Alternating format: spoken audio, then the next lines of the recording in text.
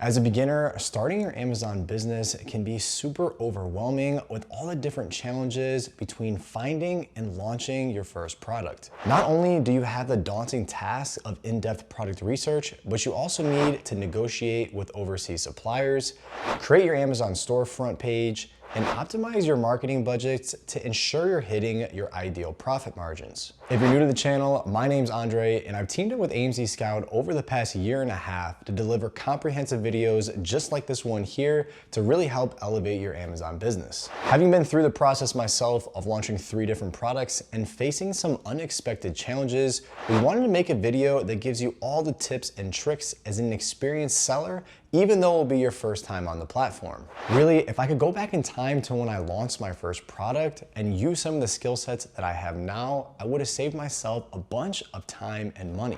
In today's video, we're covering all the important factors you'll need to know as a new Amazon seller, and most importantly, how to obtain that level of financial freedom that can ultimately replace your 9-to-5. Before you start any product research or supplier outreach, you need to establish what type of Amazon business model is right for you. And if you didn't know, there are actually 2 different ways you can sell on Amazon that are really completely different from each other. The first method and business model that I found the most successful is called FBA, or Fulfillment by Amazon. In this business model, Amazon is going to do all the heavy lifting of picking, packing, and shipping your inventory so you can focus on other aspects of the business and scale your sales to a point that's just not achievable if you're fulfilling orders on your own. Another reason why I love the FBA method of selling on Amazon is it allows your product to be enrolled in Amazon Prime, which gives your customer 2-day shipping as well as the trust associated with that badge. One important thing to keep in mind while you're using FBA's fulfillment service is that you need to take into account Amazon's fees to pick, pack, and ship your products and how you're going to incorporate that into your profit margins. Of course, there are tons of different resources. One of my favorite ways to do that is to use the free AMZ Scout profit calculator that allows you to see all the different Amazon fees that would be associated to the product size, weight, etc. One last thing to take into account about the FBA business model is that Amazon is going to manage all of your inventory, and sometimes that can actually lead to problems. Just like anything in life, Amazon is not perfect and your inventory can become damaged, missing, or even miscounted. Typically, this is pretty rare, but it's worth keeping in mind when you're making your decision about which selling method you want to start with. The other way to sell on Amazon is called FBM, or Fulfillment by Merchant, and this is just where you as the seller are responsible for pick, packing, and shipping all your products to your customers. FBM can be great when you're first starting out because it shows you the ins and outs of operating your Amazon business on a smaller scale with less fees.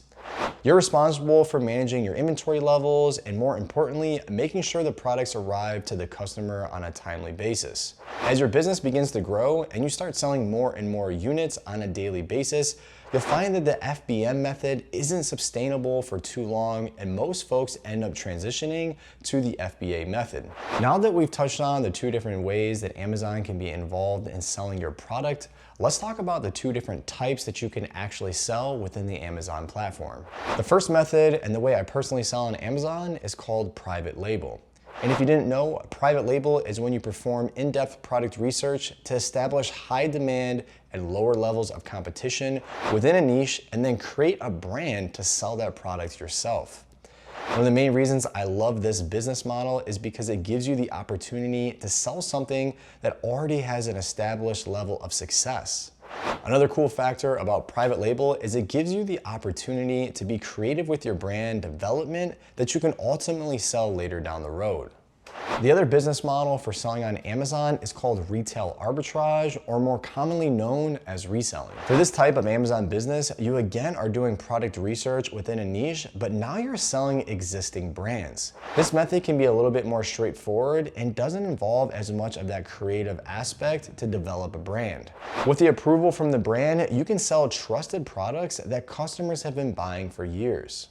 Once you've chosen which type of business model you want to use for selling on Amazon, it's now time to do one of the most important parts of the process, and that's your product research. This is where AMZ Scout's product database and Pro Extension will simplify the entire process and shorten that product research process as a whole. After signing up for the AMZ Scout account, you'll log in and be met with a ton of different tools that you really will use throughout your entire time selling on Amazon. Let's start from the beginning and identify some of the key metrics I use when looking for a new and upcoming product on the Amazon platform. Under the product research tab, you'll see 3 different options. Let's start by clicking on the product database, and let's just adjust some of these filters to refine our search before examining the market. Your first filter is the category section. Simply click on the drop-down arrow and you'll see all the different Amazon categories. Your next filter is the price section. This is just what the product is being sold for on Amazon. And for here, I like to put a minimum of $30 and a maximum of $70. After that, click on More Filters section, which is going to give you way more opportunities to really narrow down your search. The next filter is the review section. In my experience, I like products that have less than 100 reviews. Up next is the estimated sales filter. This is an important variable that is indicating the level of demand that a product has. For a minimum, I like to put 500, and for a maximum, I'll put 1,000. Our next filter we need to adjust is the weight section here. As implied, this filter will narrow down the search for products that fall within a certain weight. The weight of your product really is important because it will heavily impact Amazon fulfillment fees, as well as the freight forwarding costs to the Amazon warehouse from your supplier. For this section, I like to put 1 to 5 pounds as a maximum. Lastly, one of my favorite filters is the number of sellers. This figure indicates the number of sellers who are currently selling that product or something very similar. Like the number of reviews, this filter is going to help us understand the level of competition in a niche. For a maximum number, I like to put 30. Once you've selected the different parameters in these different filters and press the search button, the AMZ Scout product database is going to generate a large list of products that you're going to be able to scroll through and browse, see what catches your interest that you want to do some further research on. One of the other tools you should be using to help organize all the important data on your potential product is the Pro extension. The Pro extension is a plugin that operates directly on the Amazon platform and allows you to browse the platform and highlight key metrics and trends. One of my favorite features of the Pro extension is the supplier button. If you're looking at a product on Amazon and opening the Pro extension, simply click on the suppliers button and AMZ Scout will use a reverse image software to find the product being sold on Alibaba, so sourcing your product is easy and efficient. Speaking of suppliers, it's time to talk about what are some good practices as a beginning Amazon seller to get the best price when manufacturing and getting that shipping cost for your product. The first step to ensure that they are trustworthy for making a quality product is to make sure that they're verified through the Alibaba platform. The best way to do this is to select the verified supplier option on the left-hand side once you're on the Alibaba searching for a supplier. Verified suppliers on Alibaba have a third-party inspection to ensure the working conditions are clean and the products are up to standard. Now, when it comes to negotiations with your supplier, I actually have a few tactics that will work pretty well to get you the best price when it comes to your inventory, as well again as that shipping fee. To start, you want to reach out to as many suppliers within your niche and compare and contrast their prices and leverage their quotes when making your final decision. Also, it's not a bad idea to look at some freight forwarding parties to see how much they can send your inventory DDP to the Amazon Fulfillment Center. And if you didn't know, DDP just stands for Delivery Duty Paid, and it is an agreement between buyer and seller that makes sure the seller is responsible for all the risks and fees until the inventory is delivered to the buyer. Before we get into the next step of creating your Amazon Seller Central account, if you're finding value to this video, make sure to smash that like button, as all it does is help us make more videos like this in the future. They're gonna help your Amazon business. When it comes to creating your Amazon Seller account, it's pretty straightforward, but you're gonna wanna make sure that you're ready with all the necessities, as well as which account type you're going to want to choose. When creating your account, you'll need a bank account and routing number, internationally chargeable credit card, government issued ID, tax information, so your business EIN or your social security, as well as a valid phone number. For the different seller account types, there's actually two.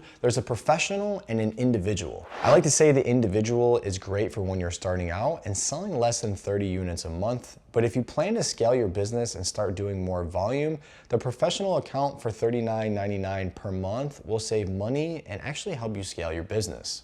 Finally, the last step of this process is actually creating the listing for your product, as well as optimizing it so that when shopping customers are on the platform, they see your listing over the competition. The first thing to keep in mind is you want to use highly searched keywords in the title, bullet points, and description of your listing. AMZ Scout has some great tools like the Amazon Keyword Search that will give you all the highly searched keywords within your niche and some other valuable information like the bid rate on each keyword. Speaking of the bid rate, you're going to want to run some different marketing campaigns on your listing. This is how us as Amazon sellers compete with each other to have our listing show up when a customer types in a certain keyword. As you see from all the steps we covered in today's video, there's definitely a few pieces of the puzzle to make this entire Amazon process work. But once you do, there's no denying that it can ultimately give you that financial freedom that could really replace your 9-to-5. If you're interested in any of the tools we covered in today's video, I'll make sure to put a link in the description where AMZ Scout is offering a trial on their software so you can get started for free and as soon as today. If you guys have any questions about the steps we covered in today's video, make sure to drop a comment down below and we'll get you going in the right direction. As always, if you guys found value to this video, make sure to smash that like button and I look forward to seeing you in the next one. Peace.